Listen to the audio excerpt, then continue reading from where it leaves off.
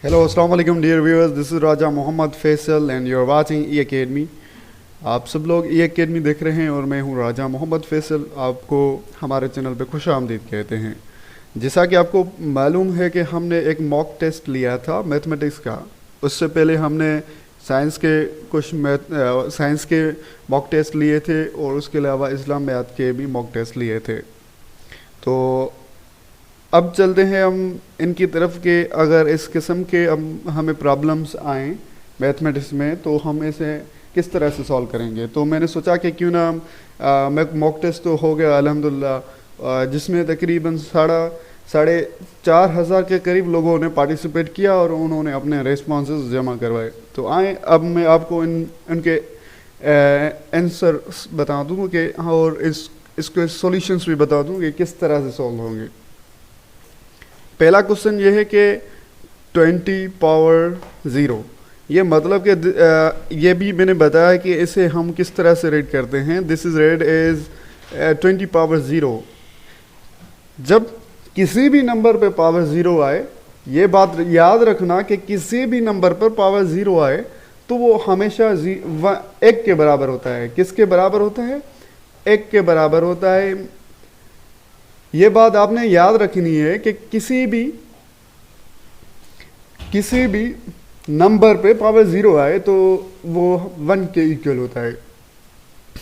ख्वाह यहाँ पे तो 20 है, यहाँ पे 1 भी हो सकता है, 5 भी हो सकता है, 10 भी हो सकता है, 50, 100, जितने भी नंबर हो, पर उसके ऊपर अगर पावर 0 है तो उसका आंसर क्या आएगा?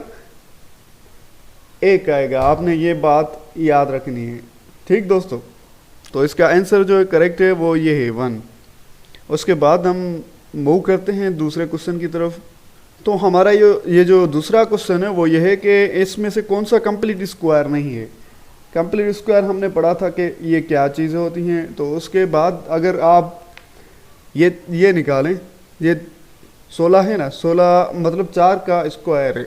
4 का अगर आप स्क्वायर करेंगे 4 को, उससे ही खुद से मल्टीप्लाई करेंगे तो 16 आंसर मिल जाएगा, ठीक है दोस्तों। और यहाँ पे 25 देखेंगे तो अगर आप 5 को 5 से मल्टीप्लाई करेंगे तो 25 आपको आंसर मिलेगा। मतलब कि ये दोनों ही परफेक्ट स्क्वायर्स हैं। सिमिलरली ये तो बहुत बड़े नंबर है, इसका स्क्वायर कैसे मालूम कर सकते हैं? इसका स्क्वायर मालूम करने के लिए सबसे पहले तो हमें इनके फैक्टर्स मालूम करने पड़ेंगे। क्या फैक्टर्स मालूम करने पड़ेंगे? ये हमने सीख लिया है कि प्राइम फैक्टराइजेशन की मदद से हम इनके फैक्टर्स मालूम कर सकते हैं। तो जब हम इनके फैक्टर्स मालूम करेंगे तो ये 75 के इक्वल होगा। इसका स्क्वायर रूट जो है वो 75 के इक्वल है। मतलब 75 को अगर आप उससे मल्टीप्लाई करोगे तो आपको आंसर मिलेगा 5625। तो इससे हमें यह मालूम हुआ कि ये भी एक क्या है, ये भी स्क्वायर रूट है। और जबकि ये जो ऑप्शन है ये इसके फैक्टर्स हमें नहीं मिलते, तो इसका ये मतलब है कि ये एक परफेक्ट स्क्वायर नहीं है। 4563 ये हमारा परफेक्ट स्क्वायर नहीं है। तो दोस्तों आप इस तरह के एग्ज़ाम में अगर क्वेश्चंस आएँ तो आप इस तरह सॉल्व कर सकते हैं, ठीक दोस्तों। उसके बाद में आपको तीसरा जो क्वेश्चन है उसका सॉल्यूशन पेश करता हूँ। कह रहा है कि square root of proper fraction is always less than its number dash. मैंने बात में आपको आंसर भी बता दिया। तो आपने ये याद रखना है कि अगर प्रॉपर फ्रैक्शन है, प्रॉपर फ्रैक्शन मतलब 1/2 है या फिर 1/4 है या 1/5 है या फिर 2/5 है, तो आपने क्या करना है? प्रॉपर फ्रैक्शन में ने ऑलरेडी आपको ये डिटेल में सारी चीज़ें बताई हुई हैं, ठीक दोस्तों। तो आपने क्या करना है कि अगर उनका स्क्वायर करना है, अब आप उनको स्क्वायर करते हैं मतलब ये 1/2 है तो आप उसी के नंबर से मल्टीप्लाई करेंगे तो आपको आंसर जो मिलेगा वो उससे कम मिलेगा। हमेशा ये बात याद रखें कि उसका जो स्क्वायर होगा प्रॉपर फ्रैक्शन का उससे कम ही निकलेगा। तो इसका जो करेक्ट आंसर है वो ये है। यहाँ पे क्या आंसर है? वो ये है, लेस है। लेस इसका आंसर है, ठीक दोस्तों, लेस इसका आंसर है। चलें उसके बाद हम नीचे चलते हैं और एक और क्वेश्चन दिया गया है वो आपने सॉल्व करना है। वो ये कह रहा है कि square of even number is always, ये भी पॉइंट याद रखनी है आपने ये, क्योंकि इसी तरह के क्वेश्चन आते हैं एग्जाम में।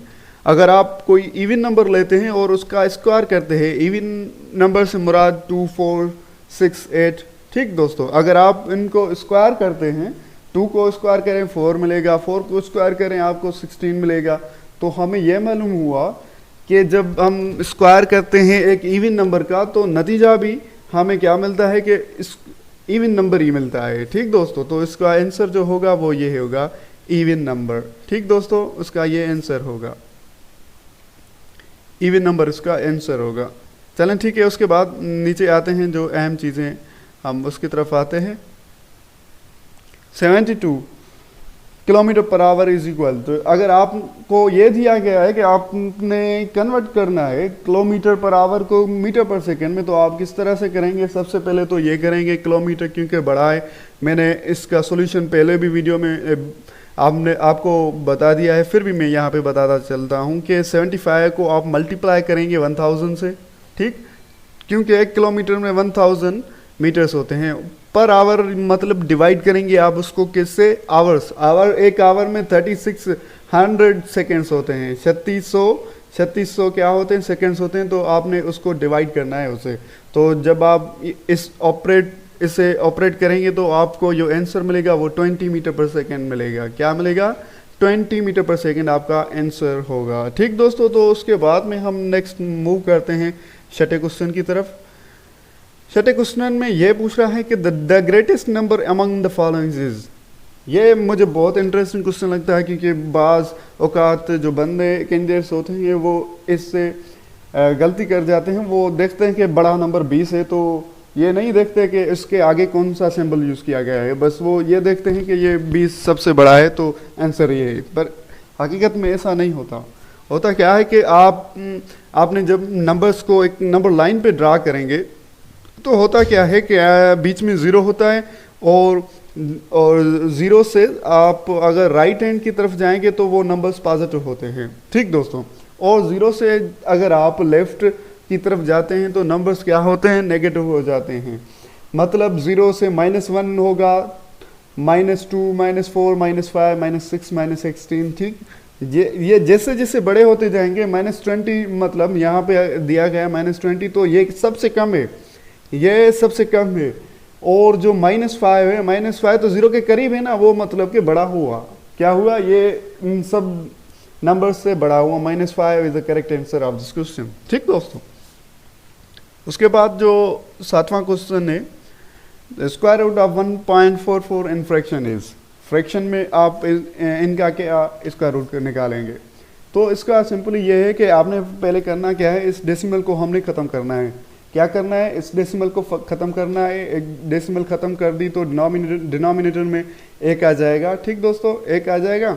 और उसके अलावा इसके डेसिमल के बाद कितने नंबर्स हैं? 2 हैं। 2 हैं तो हमने क्या करना है? 2 ज़ीरोस लगाने एक के साथ, तो वो क्या हो जाएंगे? 144/100। तो आपने इनके फैक्टर्स निकालने हैं। फैक्टर्स निकालने के बाद आपका जो आंसर आएगा वो 6/5 या फिर 12/10 आएगा, क्योंकि ये तो दोनों एक ही है ना। आप इसको अगर सिंप्लीफाई करेंगे तो 6/5 ही आएगा। 12/10 है, इसको सिंप्लीफाई करो तो 6/5 ही आएगा। तो इसका जो आंसर होगा वो बोथ होगा, ए एंड बी। मैंने ये खुद ही ट्रिकी क्वेश्चंस रखे हैं ताकि आपको पता चले कि IBA सखर वाले किस तरह के पेपर्स क्वेश्चंस निकालते हैं। ये सिंपल है। स्क्वायर रूट आपने मालूम करना है 144 का। 144 का स्क्वायर रूट जो होता है वो आप सबको मालूम है 12 होता है। क्या होता है? 12 इसका होता है। अगर आपको मालूम नहीं है तो आप स्क्वायर रूट इसका निकालें, फिर आपको पता चल जाएगा। ठीक दोस्तों, हमने इस पे लेक्चर्स भी बनाए हैं, आप देख सकते हैं वो भी। उसके बाद जो है वो क्वेश्चन नंबर 9 है, वो भी इसमें पूछ रहा है कि square root is a dash process of square. ये भी मैं आपको बताता चलूँ कि ये जो स्क्वायर रूट और स्क्वायर हैं ये आपस में अपोजिट प्रोसेस हैं। क्या है? Opposite process. मतलब कि स्क्वायर रूट क्या होता है? रिवर्स प्रोसेस होता है, रिवर्स प्रोसेस ऑफ स्क्वायर होता है। तो आपने क्या टिक करना है यहाँ पे? ये टिक करना है reverse process of square. Square मतलब आप उसमें उस नंबर को उसके साथ मल्टीप्लाई करते हैं उसी मरतबा। ठीक, मतलब 12 ले रहे हैं तो 12 को 12 से मल्टीप्लाई करेंगे तो फिर आपको स्क्वायर मिलेगा। जबकि ऐसा नहीं होता। स्क्वायर रूट में आपने क्या करना है वो होता है कि उसका रूट मालूम करना होता है कि ये किसका स्क्वायर है। ठीक दोस्तों, उसके बाद ये 10वां क्वेश्चन है। 10वां क्वेश्चन बहुत इंटरेस्टिंग है। मैं आपको ये बताऊं कि 10वां क्वेश्चन कह रहा है कि distribute 180 rupees in ABC in ratio of 2 3 4, A will get how many rupees. आपने ये बताना है कि हमारे पास 180 रुपये हैं और 3 बंदे हैं ABC, ठीक, और उनको हमने 2:3:4 में डिस्ट्रीब्यूट करने हैं ये 180 रुपीज़। तो किस तरह से हम डिवाइड करेंगे, डिस्ट्रीब्यूट करेंगे, और एक को कितने रुपीज़ मिलेंगे। तो मैं आपको ये बताऊं कि ये मैंने पहले ही अपने जो पिछले लेक्चर्स हैं उसमें इन पे बहुत सारा फोकस किया है। तो फिर भी मैं आपको ये इसका आंसर जो बताता हूँ वो 40 है, और 40 किस तरह से आते हैं वो मैं आपका बताऊँ कि सबसे पहले आपने करना क्या है कि ये जो रेशोस आपको दिए गए हैं, रेशोस को आपने सम करना है। सम करेंगे तो आपको ये तकरीबन मिल जाएंगे 7 और 9 मिल जाएंगे, क्योंकि 3 और 4 7 हो जाएंगे, 7 और 2 9 हो जाएंगे। सबसे पहले तो रेशोस का सम कर दिया, ठीक। उसके बाद ये जो 2 रेशो है वो ए का है, और 3 जो है वो बी का है, और ये जो 4 आपको नज़र आ रहे हैं वो सी के हैं, ठीक है। तो उसके बाद में आपने मल्टीप्लाई करना है। ए का पहले रेशो लगाना है। ए का रेशो कितना है, 2 है। 2 को मल्टीप्लाई करेंगे, आपने टोटल क्वांटिटी जो दी गई है वो कितनी दी गई है 180 से। फिर इसके बाद आपको डिवाइड करना है किससे, total number of sum of ratios है। सम ऑफ रेशोज आपको पता है कि हमने 9 मालूम किया। तो अगर आप इस प्रोसेस से इसको सॉल्व करेंगे तो आपको 40 ए का कितना हिस्सा मिलेगा, 40 रुपीज़ मिलेगा। तो दोस्तों अगर इस किस्म के प्रॉब्लम्स आए हैं तो आपने घबराना नहीं, बिल्कुल भी नहीं, आप इस तरह से कर सकते हैं। और मज़ीद टेस्ट के लिए हमारे यूट्यूब चैनल को सब्सक्राइब करें, लाइक भी करें, और इंशाल्लाह हम बहुत सारे मॉक टेस्ट जो हैं वो कंडक्ट करेंगे। वो अगर आपने टेस्ट लेनी है तो आप ग्रुप इस जो वीडियो है उसके लास्ट में डिस्क्रिप्शन में जाएं और आपको ये मॉक टेस्ट मिल जाएंगी। Thank you so much dear viewers for watching us.